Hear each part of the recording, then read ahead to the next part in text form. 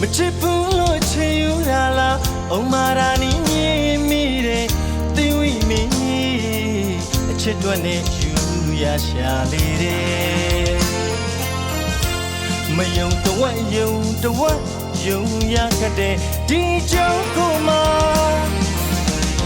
အခုတော့သူစားရဲ့မင်းကိုမြင်ကြတဲ့က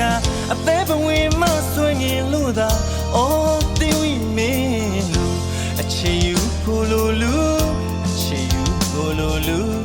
သူစားရဲ့အလားတရားကအလွမ်းများနဲ့ခံစားခဲ့ပြီကွယ်